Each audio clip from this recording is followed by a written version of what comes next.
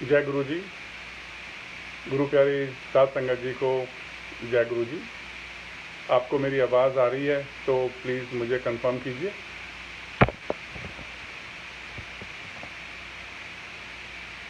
जय गुरु जी, अगर आपको मेरी आवाज़ आ रही है तो कंफर्म कीजिए।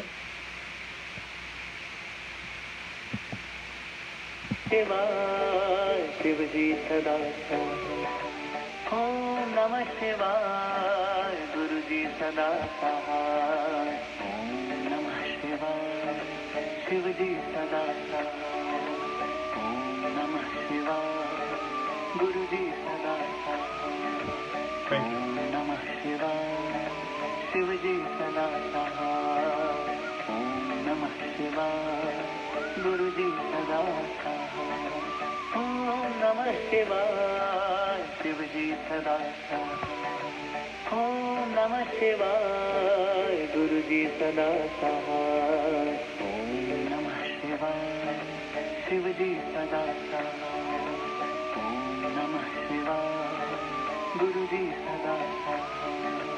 ओम नमः शिवाय शिव जी सदा सहाय। ओम नमः शिवाय गुरु जी सदा सहाय। ओम नमः शिवाय शिव जी सदा सहाय। ओम नमः शिवाय गुरु जी सदा सहाय।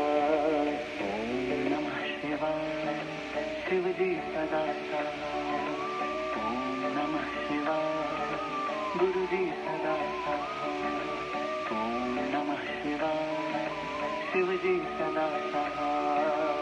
ओम नमः शिवाय गुरु जी सदा सहाय। ओम नमः शिवाय शिव जी सदा सहाय।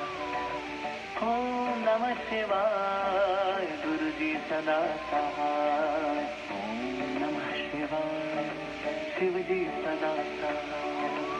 ओम नमः शिवाय गुरु जी सदा सहाय। ओम नमः शिवाय शिव जी सदा सहाय। ओम नमः शिवाय गुरु जी सदा सहाय। ओम नमः शिवाय शिव जी सदा सहाय।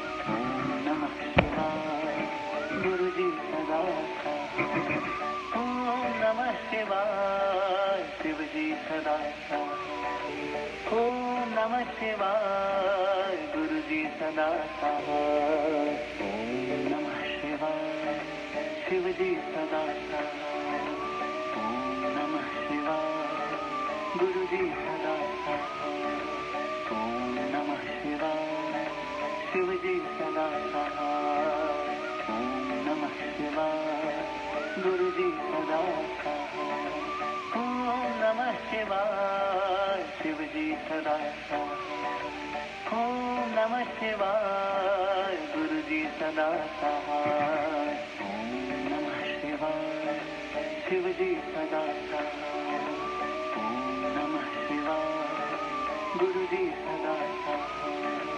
ओम नमः शिवाय शिव जी सदा सहाय। ओम नमः शिवाय गुरु जी सदा सहाय। ओम नमः शिवाय शिव जी सदा सहाय। ओम नमः शिवाय गुरु जी सदा सहाय। ओम नमः शिवाय शिव जी सदा सहाय। ओम नमः शिवाय गुरु जी सदा सहाय। ओम नमः शिवाय शिव जी सदा सहाय। ओम नमः शिवाय गुरु जी सदा सहाय। ओम नमः शिवाय शिव जी सदा सहाय। ओम नमः शिवाय गुरु जी सदा सहाय। ओम नमः शिवाय शिव जी सदा सहाय। ओम नमः शिवाय गुरु जी सदा सहाय। ओम नमः शिवाय शिव जी सदा सहाय। ओम नमः शिवाय। जय गुरु जी। गुरु प्यारी साध संगत जी, गुरु जी का लाख लाख शुक्राना। उन्होंने ये अपॉर्चुनिटी दी सत्संग शेयर करने के लिए। अंजलि आंटी को बहुत बहुत शुक्राना मुझे इस प्लेटफॉर्म पे आने के लिए और अपना सत्संग शेयर करने के लिए। वैसे यही कहते हैं कि जब सारे रास्ते बंद होते हैं तो गुरुजी आके हमारा हाथ थामते हैं। तो मेरे साथ भी ऐसा ही कुछ हुआ। वैसे मैं दिल्ली से हूँ, बट लास्ट 23 ईयर्स से मैं यूएस में सेटल हूँ। यूएस में मैं सॉफ्टवेयर इंजीनियर हूँ, यूएस गवर्नमेंट के लिए काम करता हूँ।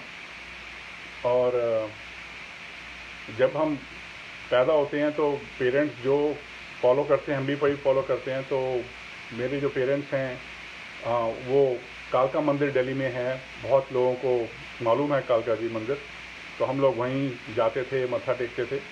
1990 में मेरे मॉम डैड जो हैं उन्होंने राधा स्वामी सत्संग फॉलो करना शुरू किया, तो हमने भी उनको ज्वाइन किया, फॉलो करना शुरू किया।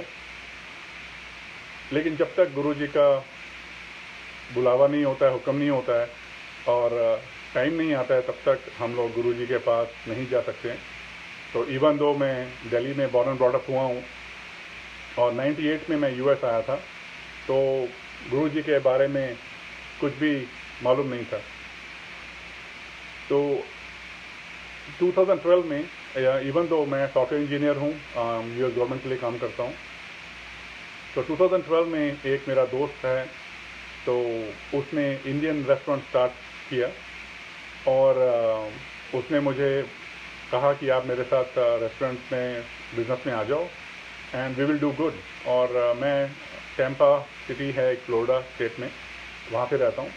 तो हमने वो रेस्टोरेंट स्टार्ट किया और मेरे फ्रेंड ने उसमें मेरे को चीट किया और मुझे ऑलमोस्ट $2 लाख का उसमें नुकसान हुआ।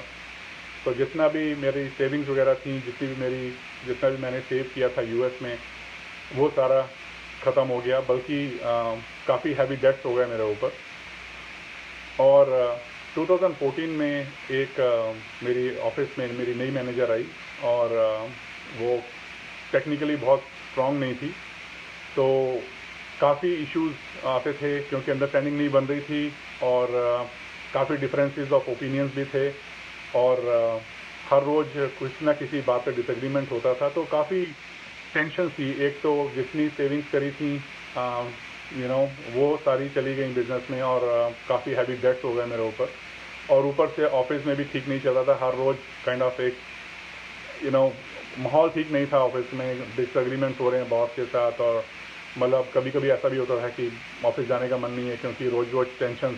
तो मतलब बहुत ज़्यादा टेंशन और बहुत ज़्यादा स्ट्रेस था मतलब लाइफ में।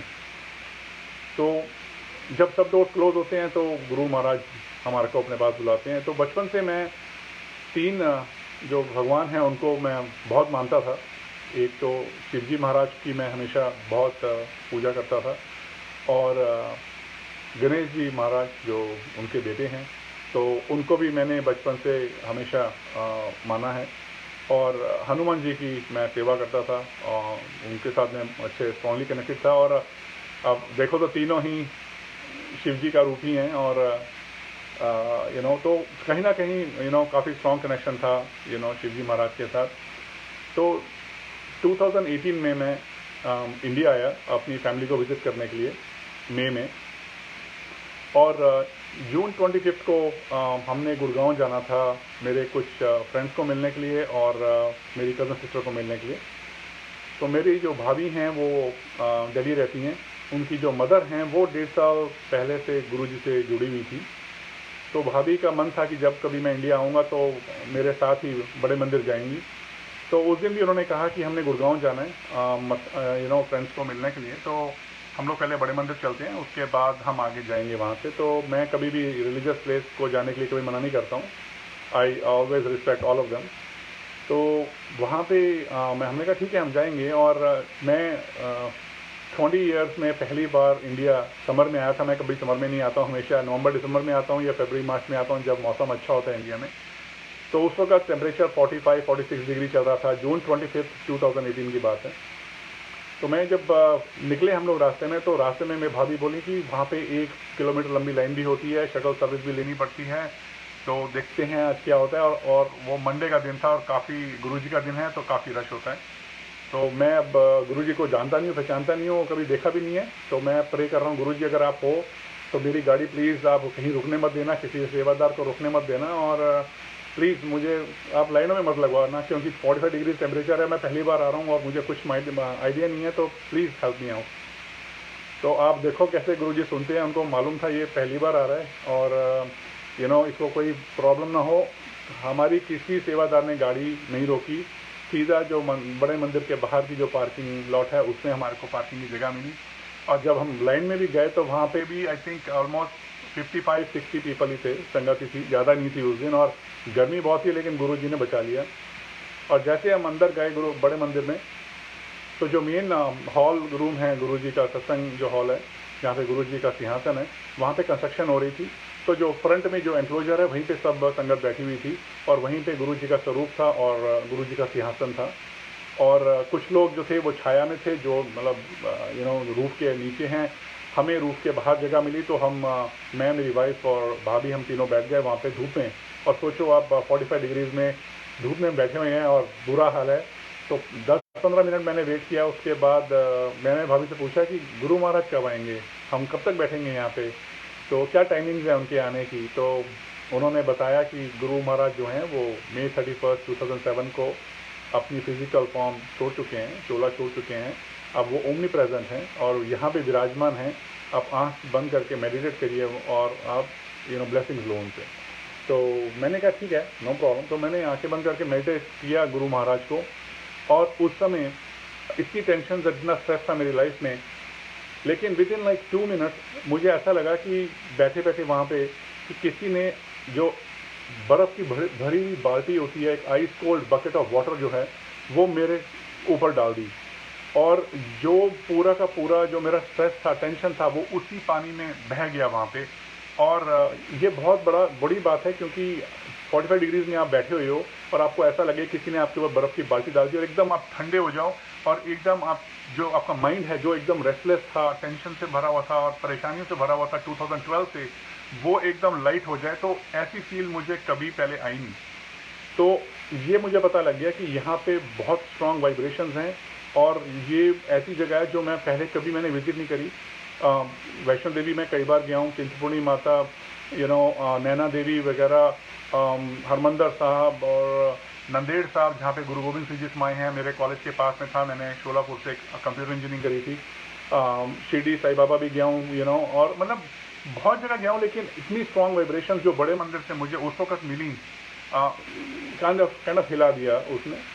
और मंडे को वहाँ पे समोसा और चाय प्रसाद भी होता है, तो हमने वो चाय प्रसाद और समोसा प्रसाद, उस दिन ब्रेड पकौड़ा प्रसाद था, तो वो लिया, और उसके बाद हम गुड़गांव फ्रेंड से मिले और वापस आ गए।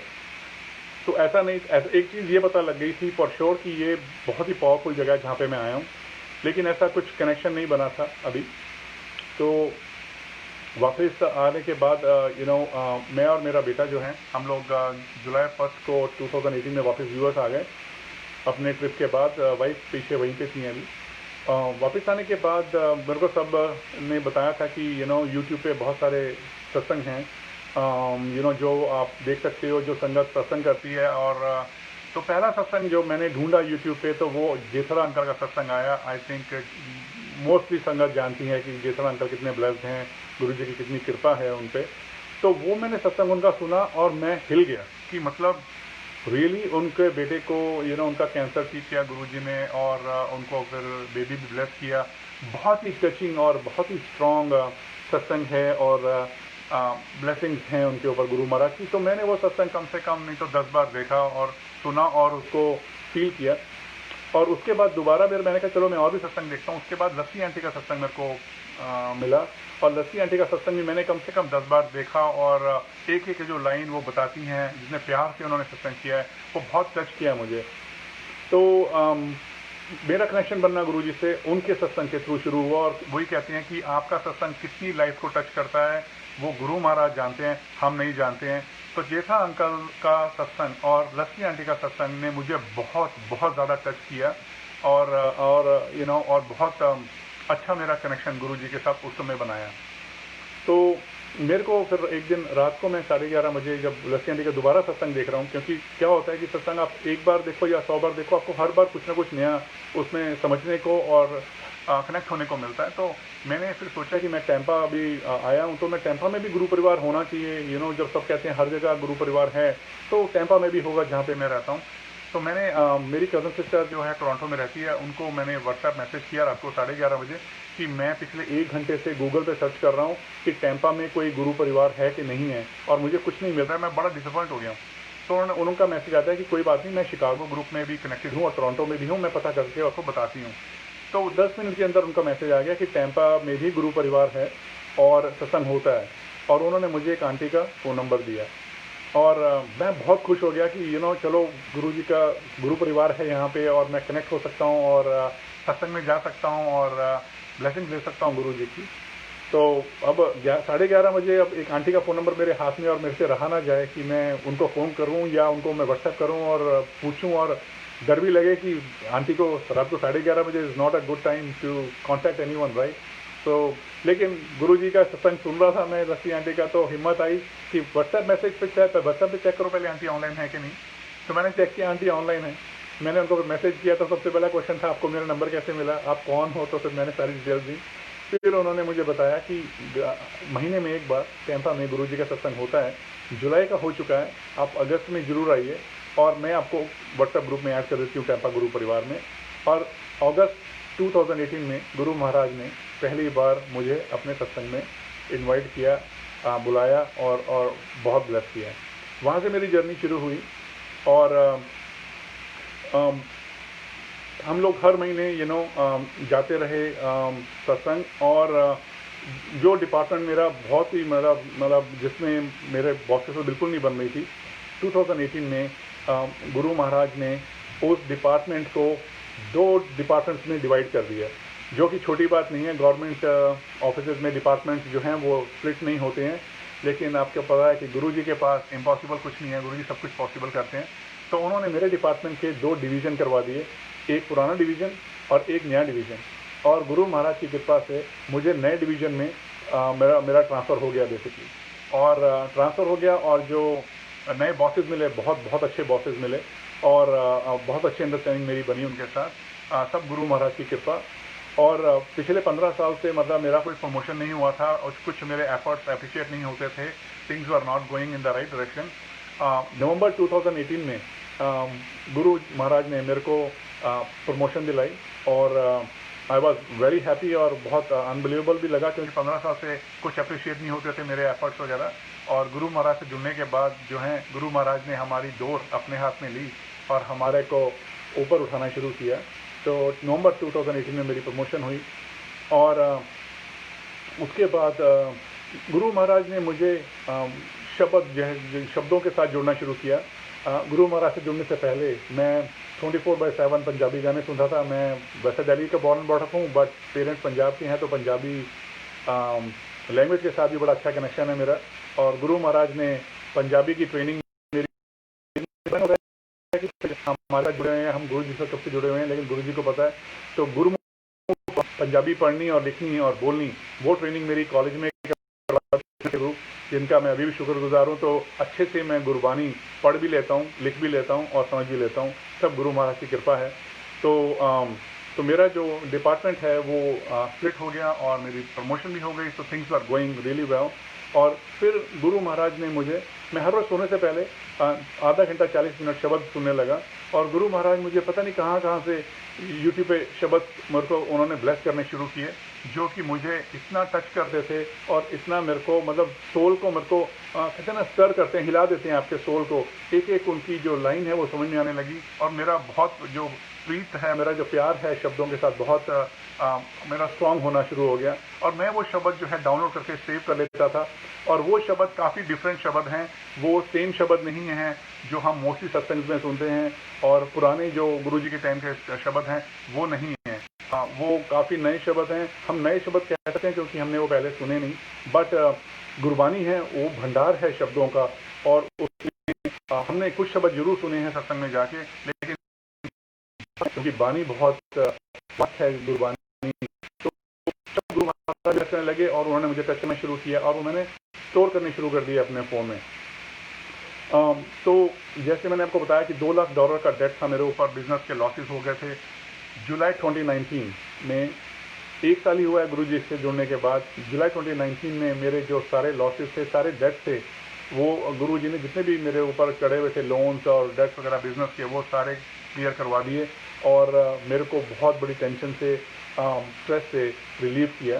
तो 2019 से मैं डेट फ्री हूँ। तो ऐसे मतलब गुरुजी की ब्लेसिंग्स अपने आप गुरुजी ब्लेस करने लगे और जो भी परेशानियां थी, स्ट्रेस था, टेंशन थी, उससे बाहर निकालना शुरू किया गुरुजी ने। और कहते हैं गुरुजी से जुड़ने के बाद गुरुजी अपने आप आपके कर्म काटते हैं और नेगेटिविटी दूर करते हैं। तो वैसे ही गुरु महाराज ने बहुत बहुत ब्लेस करना शुरू किया। फिर मेरा जो बेटा है 2019 में सेकेंड ईयर में था कॉलेज में, और उसने स्टैटिस्टिक्स एक सब्जेक्ट होता है वो लिया अपना उस सेमेस्टर में, स्प्रिंग सेमेस्टर में 2019 में यहाँ पे टैंपा में। और बाई चांस बेसिकली उनका जो प्रोफेसर था वो एक बैंगलोर का प्रोफेसर था। और बस वो मतलब बेटा मेरा बहुत हार्ड वर्किंग है और स्मार्ट है, लेकिन फॉर सम रीज़न उसको फर्स्ट टेस्ट में 37 स्कोर आया 100 में से और वो फेल हो गया। तो बड़ा डिसअपॉइंट हुआ। तो मैंने उसको बोला कि व्हाट, कोई बात नहीं, हिम्मत नहीं हारते, नया सब्जेक्ट है, कभी कभी टाइम लगता है समझने में।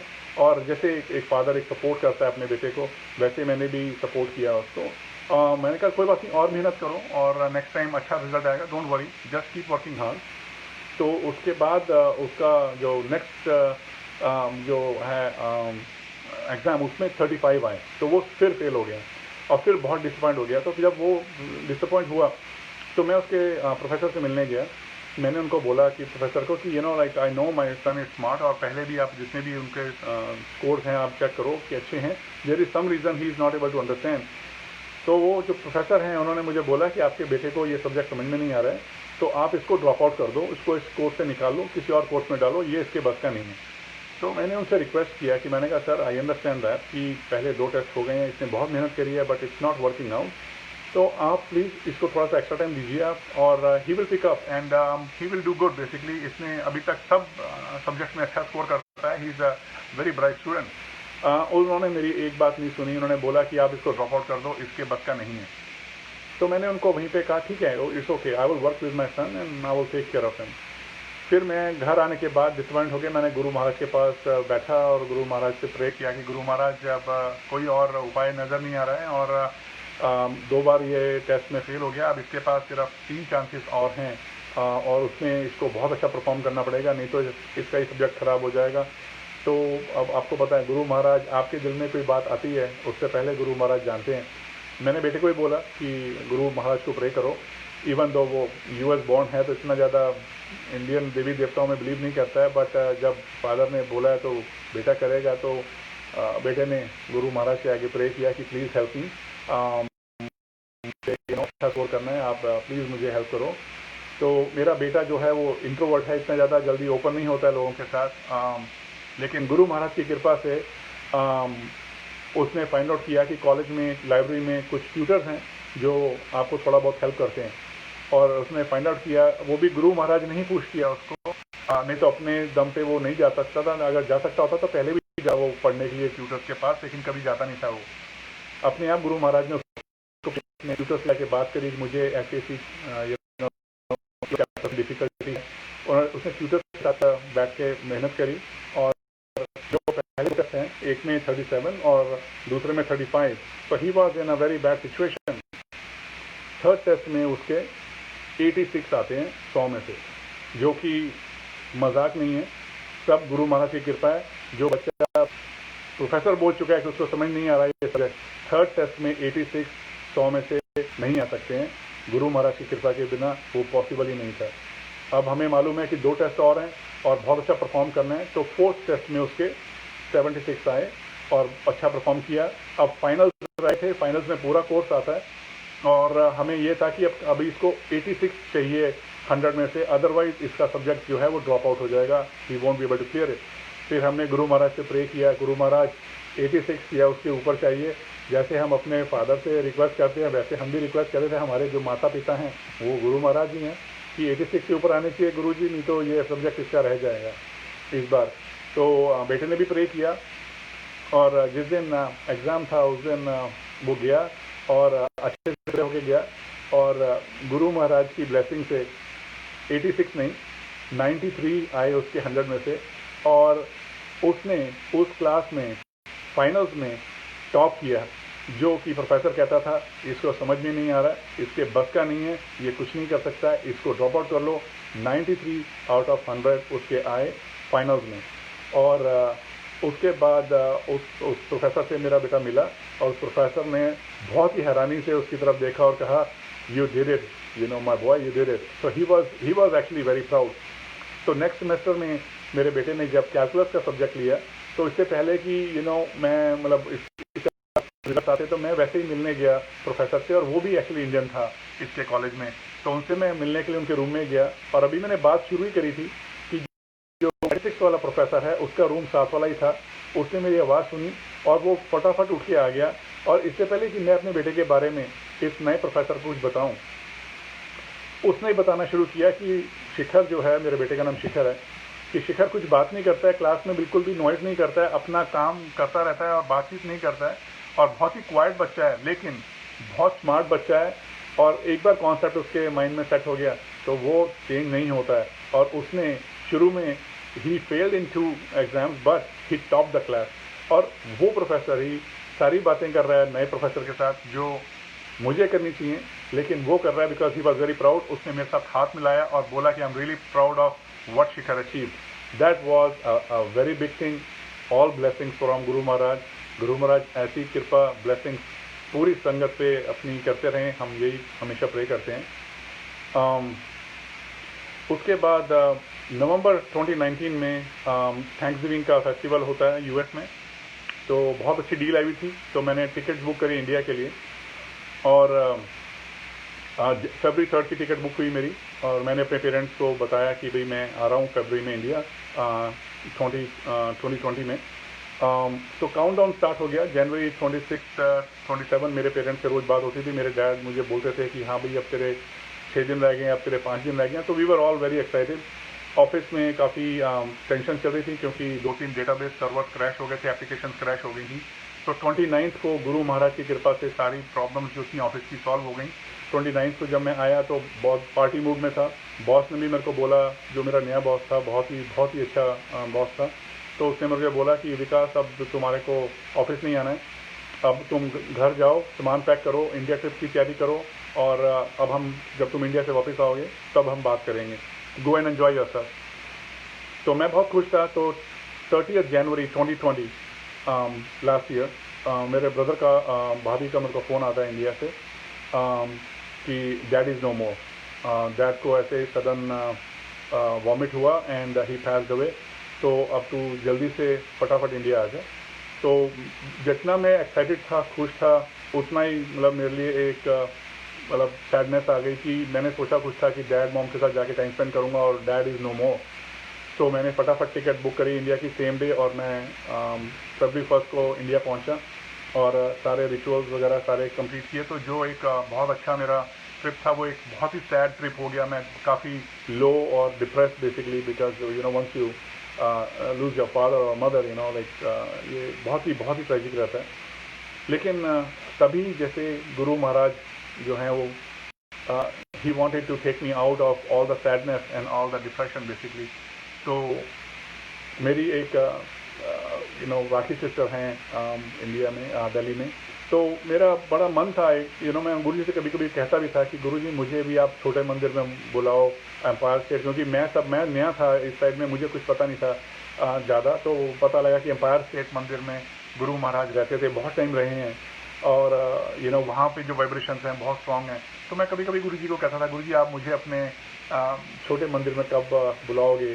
तो मेरी राखी सिस्टर से बात हुई तो उन्होंने बोला कि वैसे एम्पायर स्टेट मंदिर में सब लोग नहीं जा पाते हैं, आपको पुरानी संगत को जानना होता है और तभी आप जा सकते हैं, और हमेशा खुलता भी नहीं है।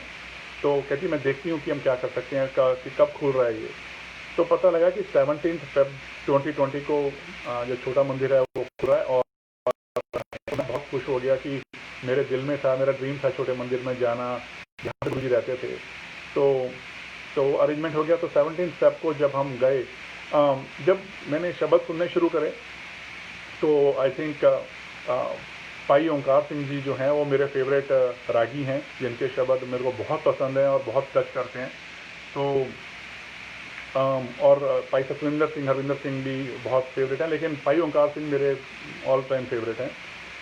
तो जैसे ही हम लोग एंटर किए छोटे मंदिर में,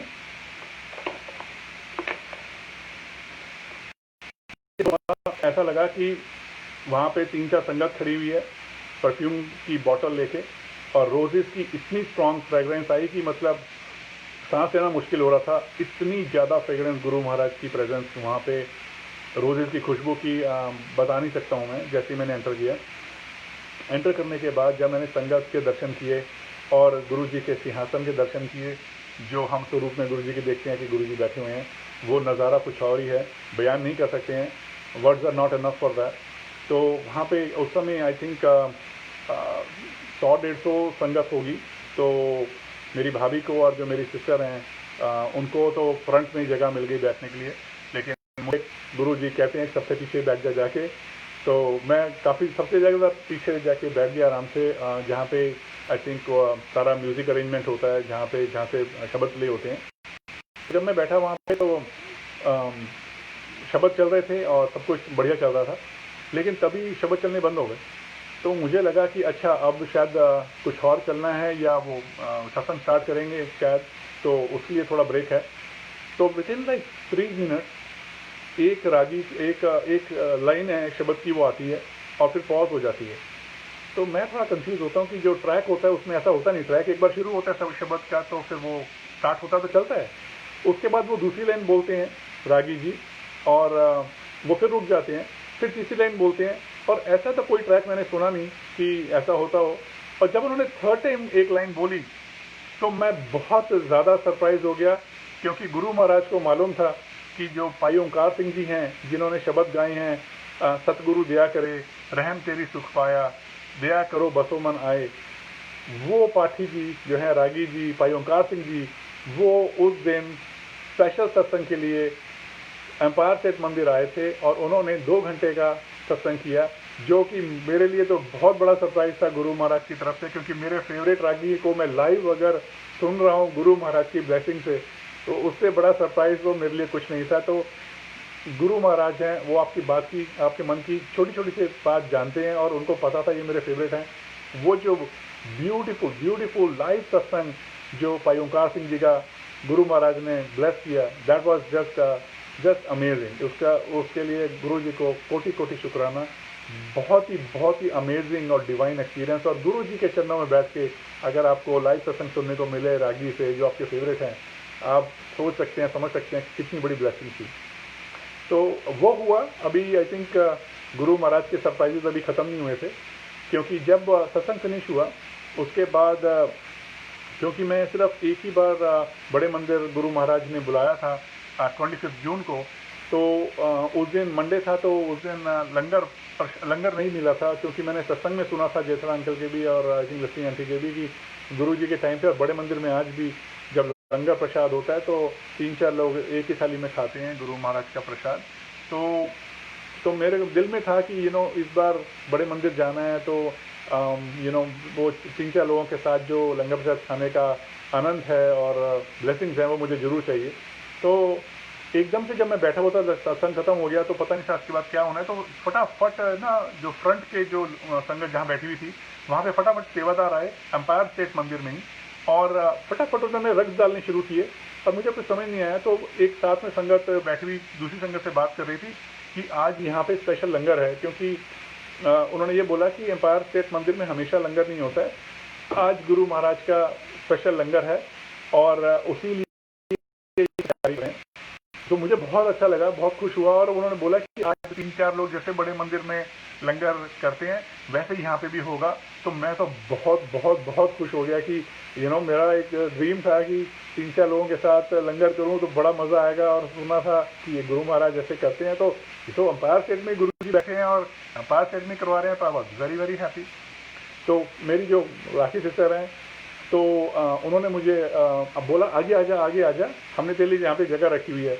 और मेरी हिम्मत ना हो, क्योंकि मैं सोच रहा हूँ कि मैं सबसे पीछे बैठा हूँ और मैं अगर आगे जाऊँगा तो पक्का मेरे को संगत पीट डालेगी कि तुम्हारा नंबर लास्ट है, तुम आगे कैसे जा रहे हो। तो मेरे में हिम्मत नहीं, तो उन्होंने तीसरी बार जब मेरे को बुलाया तो मैंने गुरुजी को हाथ जोड़ा, मैंने गुरुजी मेरी जान बचा लेना आज आप, मैं उठ के जा रहा हूँ आगे, संगत मेरे को मारेगी, मेरे को बचा लेना। आप बिलीव नहीं करोगे, मैं उठ के आगे गया हूँ तो किसी ने कुछ भी नहीं कहा। और जिन संगत ने हमारा जो है छोटे मंदिर आने के लिए अरेंज किया था विजिट, उनके साथ मेरी मुलाकात हुई और हमने तीनों ने लंगर प्रसाद किया वहाँ पे। और लस्सी आंटी जिनका सत्संग मैंने कम से कम नहीं तो 25 से 30 बार सुना था, और मैं बहुत ही ज़्यादा एडमायर करता हूँ उनको, और उनके सत्संग से बहुत ज़्यादा कनेक्ट हुआ, और गुरु जी के साथ और उनके साथ भी। और आप सोचो गुरु महाराज ने क्या एक मेरे को सरप्राइज़ दिया, एक और ब्लेसिंग, बेसिकली सरप्राइज़ नहीं कहूँगा, गुरु जी ब्लेसिंग भी देते हैं हम सबको, ब्लेसिंग कि मेरे सामने जो आंटी जिन्होंने हमें अरेंज किया था वहाँ पे आने के लिए, वो थी ओल्ड संगत, और मेरे लेफ्ट हैंड साइड में मेरी राखी सिस्टर बैठी हुई हैं, और मेरी राखी सिस्टर के साथ में मेरे बिल्कुल फ्रंट में लेफ्ट में लस्सी आंटी बैठे अपना लंगर प्रसाद खा रही हैं।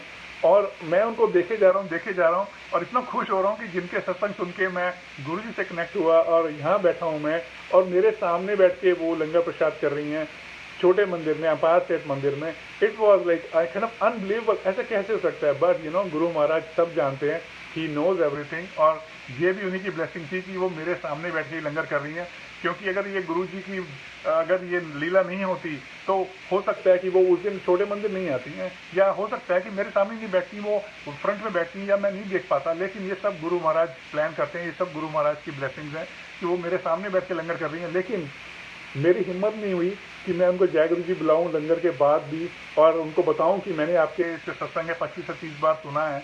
और हिम्मत नहीं हुई मेरी, क्योंकि उस समय क्योंकि नए जुड़े थे गुरु जी के साथ, पता नहीं था कि आप गुरु जी की संगत जो है आप किसी को भी कांटेक्ट कर सकते हो, किसी से भी बात कर सकते हो। मुझे लगा ये तो बिग शॉट हैं, बिग स्टार हैं, तो मैं कैसे बात करूँ, मेरी हिम्मत ही नहीं हुई और मैंने कुछ नहीं कहा। उसके बाद जो हम लोग पीछे जाके बैठ गए और हम लोग वेट करने लगे। तो क्योंकि जो आंटी हमारे को लेके गई थी, उन्होंने कहा कि मेरे को आपको किसी और से भी मिलाना है, तो हम उनके लिए वेट करने लगे। फिर उनसे हम मिले, आंटी से बहुत अच्छा लगा उनसे भी मिलके। तो मेरा ध्यान पड़ा पीछे एक रूम है जहाँ पे लाइन लगी हुई है काफ़ी संगत की, और मुझे मालूम नहीं था क्योंकि मैं पहली बार अम्पायर स्टेट मंदिर गया था।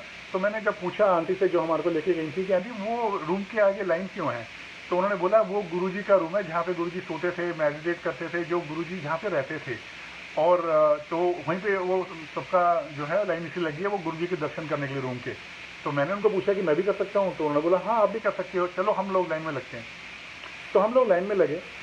लाइन में लगने के जब दो लड़कियां थी, दो संगत थी हम मेरे आगे, तो सब लोग क्या कर रहे थे कि सब लोग अंदर देखते थे, गुरुजी के रूम के दर्शन करते थे और बाहर से मत्था टेकते थे दरवाजे से, क्योंकि वहाँ पे एक आंटी खड़ी थी जो अंदर नहीं जाने देती हैं गुरुजी के रूम के। तो वो फिर आप वहीं से मत्था टेक के गुरुजी को जय गुरुजी करके आप आ जाते हो। तो जब दो संगत मेरे आगे रह गई, तो एक आंटी जो है वो आई, उन्होंने मेरा हाथ पकड़ा और मुझे गुरुजी के रूम के अंदर ले गई। और मेरे को विश्वास ही नहीं हुआ कि ये भी पॉसिबल था, लेकिन सब गुरुजी की ब्लेसिंग कि गुरुजी ने मुझे अपने रूम में बुलाया, इनवाइट किया और मुझे बहुत ब्लेस किया कि क्योंकि मेरे सामने अभी 25 जो लोग हैं, संगत है, वो बाहर से मत्था टेके गई, लेकिन गुरु महाराज की असीम कृपा, बहुत बहुत ब्लेसिंग्स की मुझे अपने रूम के अंदर गुरुजी ने बुलाया। और मैं वहाँ पे बैठ गया नीचे, और मैं अपने आप को कंट्रोल ही नहीं कर पाया। गुरुजी की वाइब्रेशंस उनके रूम में इतनी ज़्यादा ज़बरदस्त होती हैं कि आप को हैंडल करना मुश्किल होता है। I started crying. मैं वहाँ पे कम से कम 15 मिनट तक मैं रोता रहा नॉन स्टॉप गुरुजी को, और शुक्राना करता रहा कि गुरुजी आपने मुझे अपने रूम में बुलाया और आपने इतना ब्लेस किया कि बस मेरे पास वर्ड नहीं है आपका शुक्राना करने के लिए। और मैं रोता रहा। फिर मुझे उठाया, एक जो आंटी अंदर लेके गई थी उन्होंने मुझे उठाया और उन्होंने मुझे सारे चीज़ों के दर्शन कराए, गुरुजी की चोले के और जुतियों के और बर्तन जिसमें गुरु महाराज खाते थे, सारा कुछ मेरे को दर्शन कराया। और it was an amazing experience inside Guruji's room. उसके बाद उन्होंने एक छोटा सा पैकेट मेरे हाथ में रखा, और मुझे पता नहीं था कि क्या है, क्योंकि मैं गुरुजी से नया नया जुड़ा था, तो मुझे बहुत कुछ नहीं मालूम है, अभी भी नहीं मालूम है। तो मैंने उनसे फिर पूछा, आंटी ये जो वाइट पैकेट है ये क्या है? तो उन आंटी ने कहा कि ये गुरुजी का हुक्म है आपको सचखंड का प्रसाद देने का, और ये सचखंड का प्रसाद है गुरुजी का। मेरे पैरों के नीचे से धरती निकल गई, क्योंकि सचखंड का प्रसाद के बारे में मैंने सुना भी नहीं था और मुझे आइडिया भी नहीं था उस वक्त तक, क्योंकि मैंने सिर्फ जेठा अंकल का और लस्सी आंटी का सत्संग ही सुना था। तो सचखंड का प्रसाद गुरु महाराज ने अपने रूम में बुला के मुझे ब्लेस किया। इससे बड़ा मेरे लिए ब्लेसिंग्स और कुछ हो नहीं सकती थी। मेरा फिर और जोर से रोना निकल गया और उन आंटी ने मुझे बहुत हक दिया, बहुत प्यार से मुझे चुप करवाया। और आप ये देखो कि जहाँ पे बाकी संगत को सिर्फ मत्था टेक के बाहर से ही जा रहे थे, मैं गुरु जी के रूम में, गुरु जी के पास 20 से 22 मिनट तक हम लोग अंदर थे और बहुत प्यार दिया, गुरु जी ने बहुत ब्लेस किया। और फिर हम लोग बाहर आए और मुझे लगा शायद वो मेरा फर्स्ट एंड लास्ट विजिट है छोटे मंदिर का। तो लेकिन उन जो आंटी हमारे को उस दिन लेके गई थी, उन्होंने कहा कि आप 20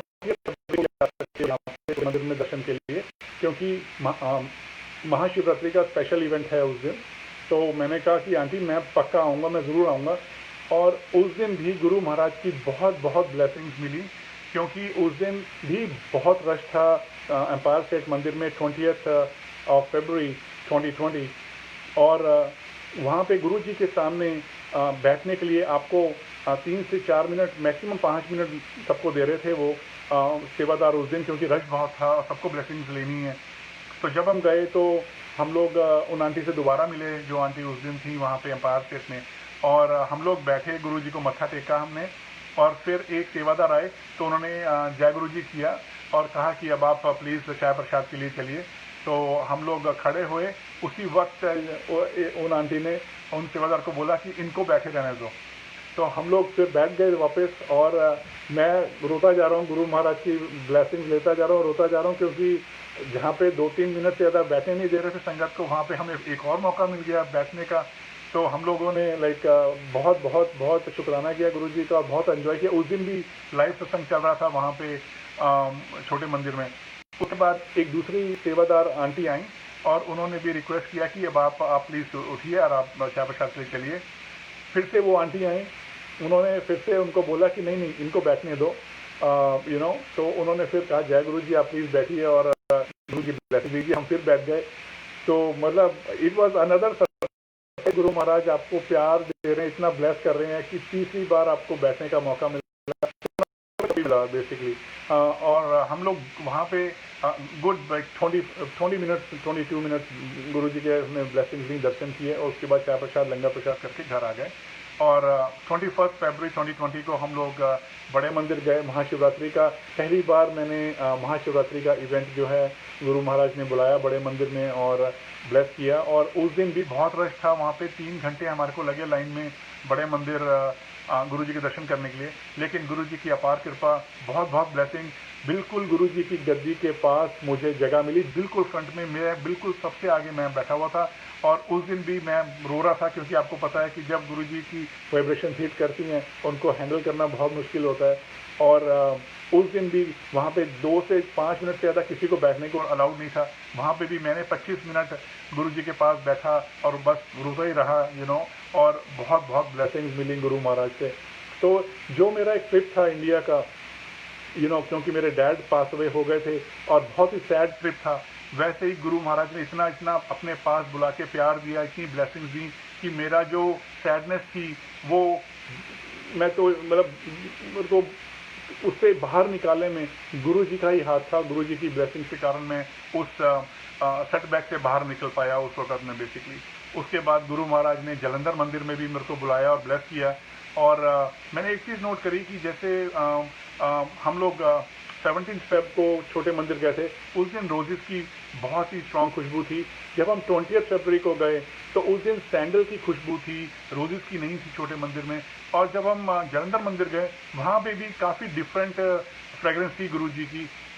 तो ये गुरु जी की ब्लेसिंग्स होती हैं कि आपको उस दिन कौन सी फ्रेगरेंस आपको फील करवाते हैं बेसिकली।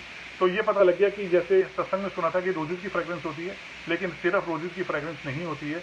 और किसी ओल्ड संगत ने बताया कि गुरु जी की 7 डिफरेंट फ्रेगरेंसेस होती हैं और गुरु जी की ब्लेसिंग्स होती हैं कि आपको कौन सी वो फ्रेगरेंस आपको फील करवाते हैं।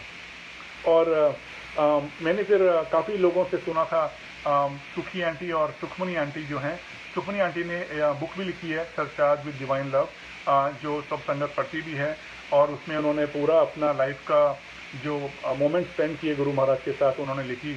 तो एक्चुअली मेरा बहुत मन था कि कभी उनसे मुलाकात हो। तो एक मेरी भाभी को एक संगत मिली जिन्होंने हमारी उनके साथ अपॉइंटमेंट फिक्स करवाई। सुखी आंटी और सुखनी आंटी जो हैं वो चंडीगढ़ रहती हैं, तो हम लोग चंडीगढ़ गए और चंडीगढ़ उनसे मिले, और उन्होंने जनरली वो 2 से ढाई घंटे सत्संग करती हैं गुरु संगत के साथ। उनके जो एक्सपीरियंसेस हैं वो शेयर करती हैं। लेकिन जिस दिन हम लोग गए, गुरु महाराज की बहुत ब्लेसिंग, बहुत ही ज़्यादा कृपा। 6.5 घंटे नॉन स्टॉप सुखी आंटी और सुखमनी आंटी ने सत्संग किया हमारे साथ, और जब हम गए उन्होंने चाय प्रसाद दिया जाते ही। उसके बाद आपको सबको मालूम है कि सुखी आंटी और सुखमनी आंटी की लंगर की ड्यूटी होती थी। गुरुजी का लंगर प्रसाद वही बनाती थी, चाय प्रसाद वही बनाते थे, और सुखी आंटी ने बहुत ही प्यार के साथ लंगर प्रसाद भी तैयार किया और हमें लंगर प्रसाद भी खिलाया अपने घर। और हम लोग 12 बजे करीब पहुँचे थे दोपहर को, और 4 साढ़े 4 बजे उन्होंने फिर से हमारे को चाय प्रसाद दिया, और ऑलमोस्ट आई थिंक 6:30 बजे, पौने 7 बजे शाम को हम लोग उनके घर से निकले। 6.5 घंटे का नॉन स्टॉप सत्संग, ऐसा लगा कि बस हमारा बाहर वापस उनके घर से निकलने का मन ही नहीं था। तो बहुत ही डिवाइन एक्सपीरियंस रहा वो भी। तो ऐसे गुरु महाराज ने बहुत बहुत ब्लेस कर दिया।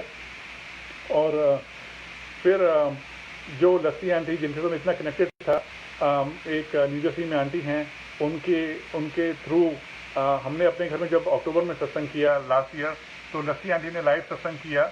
और लाइव सत्संग से पहले लस्सी आंटी से एक बार बात करी मैंने कि कैसे सारा प्लान करना है, और उनको मैंने बताया फिर सारा इंसिडेंट की 17 फरवरी 2020 को आप छोटे मंदिर आए थे और आप मेरे सामने बैठ के ही लंगर प्रसाद कर रहे थे, और मेरे में हिम्मत नहीं है आपको जय गुरु जी बोलने की।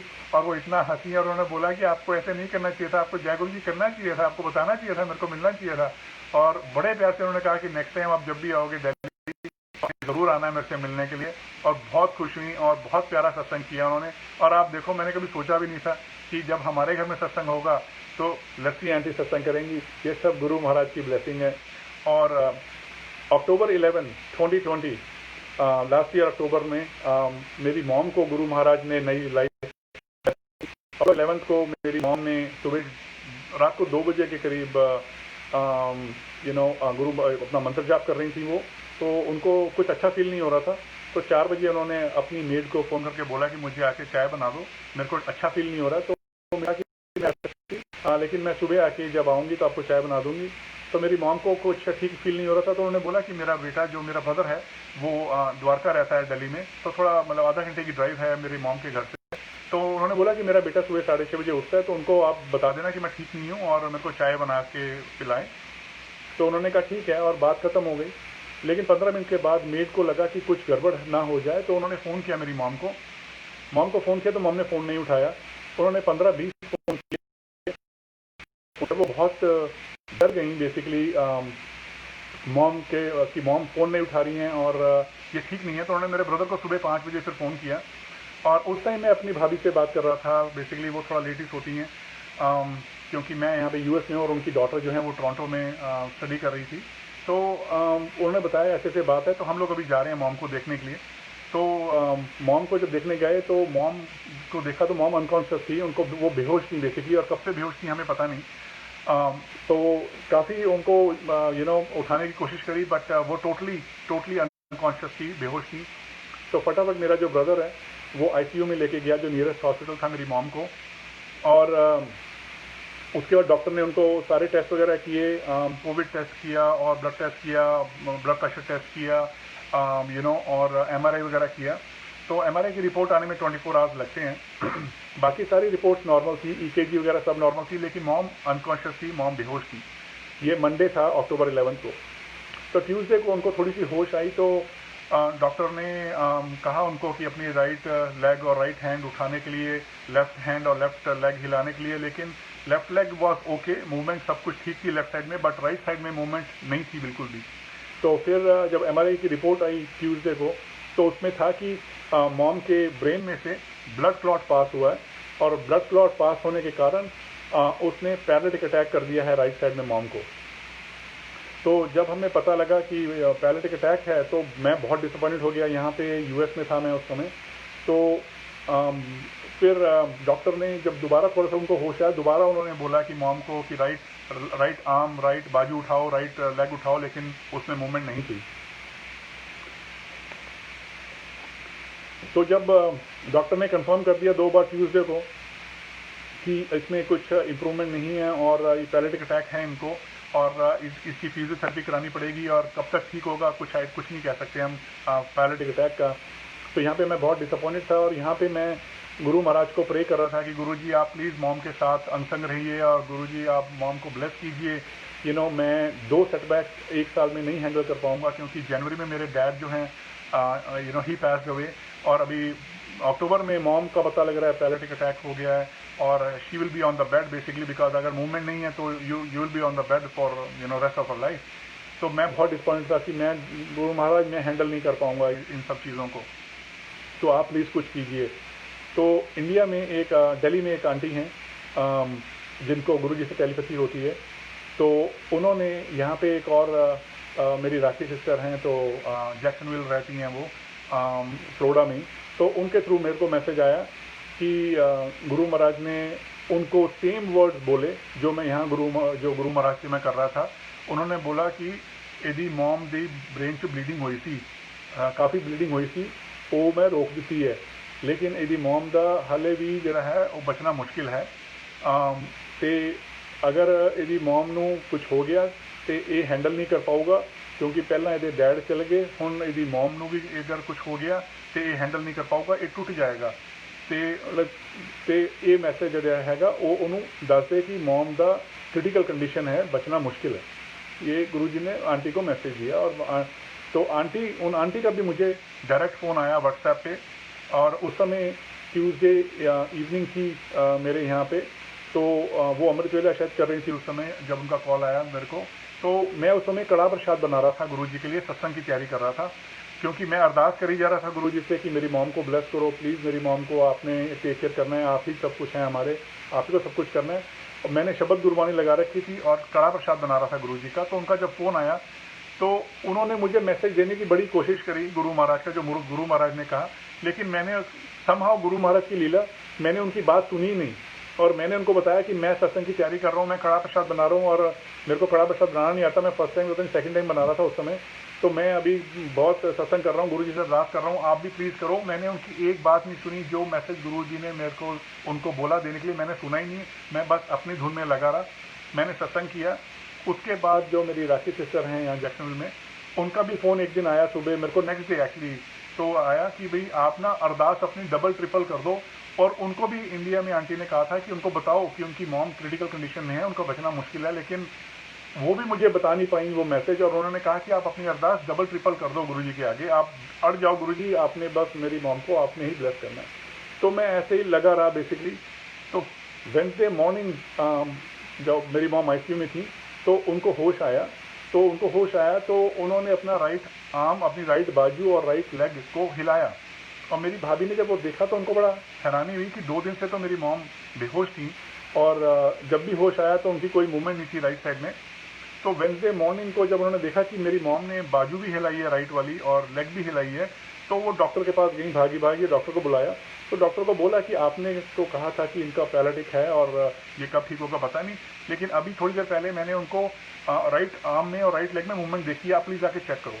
तो डॉक्टर बड़ा हैरान हुआ, और डॉक्टर आया और उन्होंने उस वक्त मॉम जो है वो बातचीत कर रही थी, और ट्यूसडे को उनका थोड़ा मुंह भी थोड़ा टेढ़ा था, क्योंकि पैरालिटिक अटैक के बाद थोड़ा सा मुंह भी आपका टेढ़ा हो जाता है, तो वो भी टेढ़ा था। तो जब वेडनेसडे को जब डॉक्टर ने बात करी तो मेरी मॉम का जो फेस है वो भी ठीक था, और जो वो बात कर रही थी तो वो भी ठीक था, जिब्रिश नहीं था, और समझ पा रही थी, बिल्कुल क्लियर बात कर रही थी। और डॉक्टर ने बोला कि अपनी राइट जो आर्म है वो मूव करो, राइट लेग मूव करो। उन्होंने राइट आर्म भी मूव करी, राइट लेग भी मूव करी, फोल्ड भी करी। फिर उस डॉक्टर ने बोला कि आप मेरा हाथ जो है वो अपने राइट हैंड से दबाओ, स्क्वीज करो, ताकि मैं देखूं कि कितनी जान है उसके अंदर। उन्होंने जब पकड़ा मेरी मॉम ने, तो मेरी मॉम जब पकड़ती हैं तो थोड़ी स्ट्रांग ही है, तो उन्होंने अच्छे से डॉक्टर का हाथ दबाया अपने राइट हैंड से। तो उसने बोला कि मैंने आज तक ऐसा केस नहीं देखा है कि 2 दिन पहले जो लेडी बेहोश हो, अनकॉन्शियस हो 2 दिन तक, और जिसके ब्रेन क्लॉट पास हुआ है, MRI में आया है और पैरालिटिक अटैक हुआ है, 2 बार कंफर्म किया है, 2 बार टेस्ट किया है, और तीसरे दिन वो उठती हैं और सब कुछ नॉर्मल है। ये तो मिरेकल है। ये मिरेकल कैसे हुआ है मुझे पता नहीं, लेकिन आपकी मॉम बहुत बहुत बहुत बेटर है एंड शी इज़ ओके। तो आज हम इनको लिक्विड डाइट पे डालेंगे। तो उन्होंने वेंसडे को लिक्विड डाइट दी और मॉम का ऑक्सीजन निकाल दिया, और थर्सडे मॉर्निंग गुरुजी का दिन मॉम पहले से बहुत बेटर और बातें कर रही हैं पूरी जैसे नॉर्मल होते हैं। तो डॉक्टर ने उनको आईसीयू से नॉर्मल रूम में शिफ्ट कर दिया और उनको सेमी सॉलिड फूड देना शुरू किया। और संगत जी, आप बिलीव नहीं करेंगे, गुरु महाराज की जो कृपा है वो बहुत बहुत बहुत ज़बरदस्त होती है।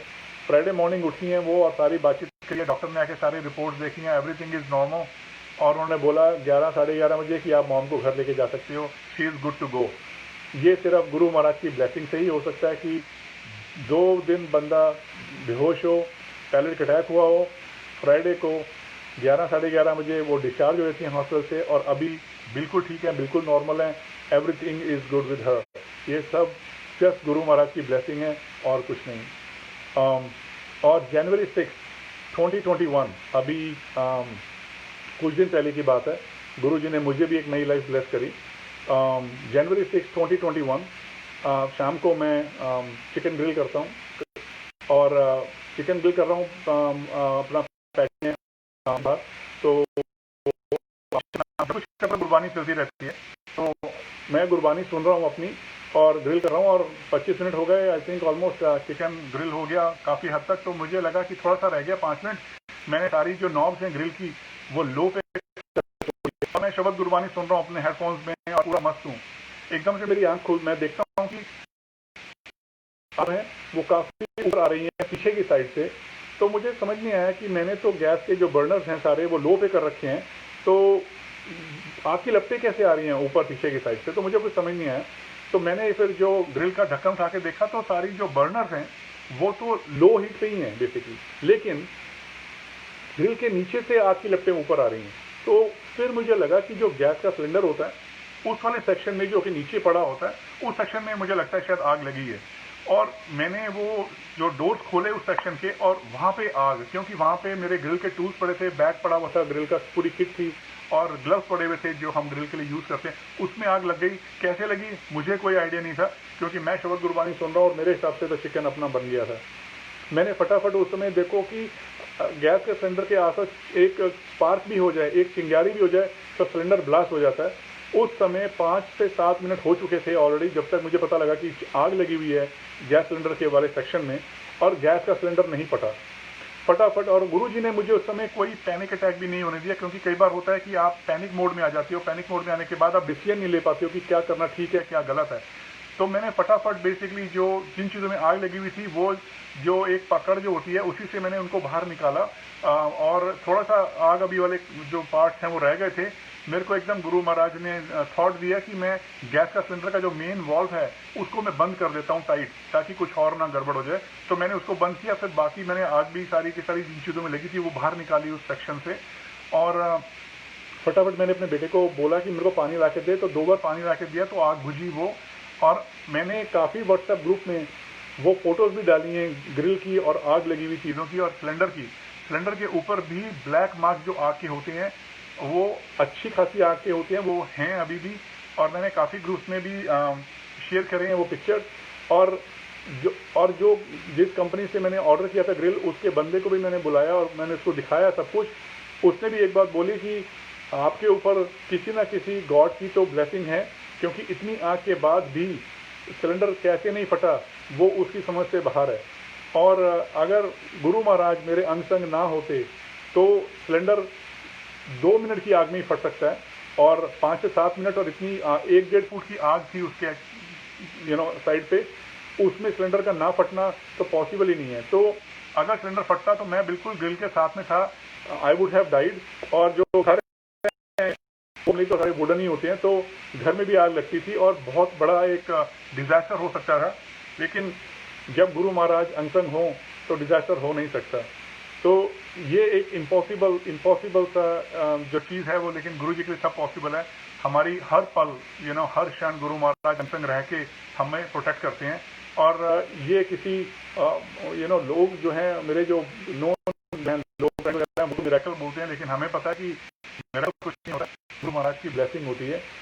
तो जो शब्द गुरु महाराज मुझे ब्लेस करते हैं, अभी भी ब्लेस करते हैं, मैं अप्रैल 2020 में जब मैं वापस आया था इंडिया से, तो मेरी भाभी गुरुजी के पास बैठी पाठ कर रही थी, तो उनको गुरुजी ने थॉट दिया कि हम एक जितने भी गुरु महाराज ने ब्लेस किए हैं मुझे शब्द, वो हम संगत तक पहुंचाएं। तो उसके लिए एक यूट्यूब चैनल क्रिएट करो। तो भाभी का मुझे फ़ोन आता है, उन्होंने बोला कि आप यूट्यूब चैनल क्रिएट करो और जो सत्संग आपने गुरुजी ने ब्लेस किए हैं उनको संगत के साथ शेयर करो। तो मैंने बोला उनको कि मुझे पता नहीं है यूट्यूब चैनल कैसे क्रिएट करते हैं, मैंने कभी किया नहीं है, तो आई हैव नो आइडिया। तो उन्होंने बोला कि ये गुरुजी के पाठ के टाइम पे थॉट गुरुजी ने दिया है और हमें करना है, ये गुरुजी का हुक्म है। तो मैंने फिर सारा रिसर्च करके देखा कैसे करना है, कैसे नहीं करना है, और हमने गुरुजी का जो है शब्दों का यूट्यूब चैनल बनाया। हो सकता है कि कुछ लोग आप शायद शब्द उस पर सुनते भी हो। जो यूट्यूब चैनल है उसका नाम है गुरुजी सोलफुल शब्द। और जब हमने वो बनाया तो हमने सोचा कि जो टैंपा की संगत है शायद वो सुनेगी, और हो सकता है कुछ लोग जो हमें जानते हैं इंडिया में भी, वो भी शायद थोड़े से सुनेंगे, क्योंकि वो शब्द सारे नए हैं। और वो बड़े मंदिर में भी शायद नहीं संगत ने सुने होंगे, छोटे मंदिर में भी नहीं सुने होंगे, और सत्संग में भी नहीं सुने होंगे, क्योंकि मोस्टली 40-50 जो शब्द हैं मोस्टली वही चलते हैं हर जगह पे। तो हमें लगता था कि हो सकता है कि 10-12 लोग सुनेंगे, लेकिन क्योंकि गुरुजी ने हुक्म दिया है और हमें करना है तो हमने वो किया। लेकिन आज आई थिंक 1040 से ज़्यादा संगत जो है वो सुनती है उन शब्द को, जो कि हमने कभी सोचा भी नहीं था। गुरुजी अपने आप जो ब्लेसिंग्स हैं अपने आप पहुंचाते हैं, और अभी भी संगत जुड़ रही है और ब्लेसिंग्स दे रही है। जितना शब्द गुरबानी हम सुनते हैं, गुरु महाराज कहते थे कि उतने ही आपकी नेगेटिविटी खत्म होती है, उतने ही कर्म करते हैं। चाहे गुरबानी समझ में आती है या नहीं आती है, हमें सुननी चाहिए। तो अब जो भी गुरु महाराज ब्लेस करते हैं शब्द, मैं एक शब्द हर रोज़ अपलोड करता हूँ गुरुजी सोलफुल शब्द यूट्यूब चैनल पे, और बहुत बहुत संगत तक पहुँच रही है गुरबानी, और बहुत संगत कनेक्ट भी हुई है। तो पहले जो मेरे को कभी फील नहीं होता था कि हम देवी देवता को पहले भी पूछते थे, लेकिन कभी फील नहीं होता था कि रब होता है बेसिकली। लेकिन अब गुरु महाराज की ऐसी कृपा है कि अब हर पल हर क्षण फील होता है कि गुरु महाराज हमारे अंसंग है, हमारे साथ में है, और रब है। क्योंकि जब हम छोटे होते हैं तो हम पेरेंट्स जो भगवान को मानते हैं, हम भी उन्हीं भगवान को मानते हैं, लेकिन आपको एक कंफर्मेशन नहीं होती है, एक आपको फील नहीं होता है कि रब आपके अंसंग है।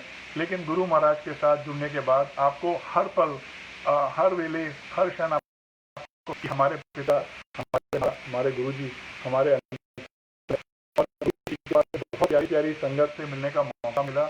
और जो राखी सिस्टर्स मैंने आपको बताया, पहले गुरु सिस्टर थी, गुरु परिवार था, अब राखी सिस्टर हैं। और गुरुजी का बहुत बहुत शुक्राना कि क्योंकि मेरी कोई सिस्टर नहीं है वैसे, लेकिन बहुत प्यारी सिस्टर्स दी हैं गुरु महाराज ने। तो गुरु महाराज कैसे कनेक्ट करते हैं संगत को, और कैसे आपको उनका कोई ना कोई रीज़न होता है और जो हमें पता नहीं है, और हमें पता करने की वैसे ज़रूरत भी नहीं है। लेकिन हाँ, गुरु महाराज आपकी लाइफ में बहुत प्यारे प्यारे गुरु संगत को कनेक्ट करते हैं और आपको बहुत बहुत ब्लेसिंग देते हैं। तो आई थिंक मेरी अभी तक की जो जर्नी है गुरु महाराज के साथ, वो आगे गुरु महाराज कितनी ब्लेसिंग देंगे, फिर कभी मौका मिलेगा तो मैं डेफिनेटली शेयर करूंगा। महाराज की लिस्ट में नई संगत और पुरानी संगत नहीं है कि हम कब जुड़े हैं, कब नहीं जुड़े हैं। गुरु महाराज जानते हैं हम कब जुड़े हैं, कब नहीं जुड़े हैं। तो बस फेथ और ट्रस्ट जो है, सिमरन, ट्रस्ट, जो ये दो तीन चीज़ जो हैं करने में बहुत मुश्किल है, लेकिन हमें हर रोज़ कोशिश ज़रूर करनी चाहिए कि हम अपना फेथ और अपना ट्रस्ट पक्का रखें गुरु महाराज पे। स्टॉर्म्स जो हैं वो लाइफ में आते रहते हैं, लेकिन उन स्टॉर्म्स में, उन मुश्किल वक्त में गुरु महाराज बन के आते हैं और हमें प्रोटेक्ट करते हैं। ये मेरी खुद की जर्नी है, तो मैं आपको अभी रिसेंटली मेरी मॉम को भी नई लाइफ ब्लेस करी और मुझे भी नई लाइफ ब्लेस करी है, और सारी संगत पे बहुत बहुत कृपा है गुरु महाराज की, और वही हमें प्रोटेक्ट करते हैं और ब्लेस करते हैं। तो आज का सत्संग यहीं तक। जय गुरु जी, अनंतम शुक्राना गुरु जी महाराज, कोटि कोटि प्रणाम, कोटि कोटि शुक्राना, कोटि कोटि नमस्कार। जय गुरु।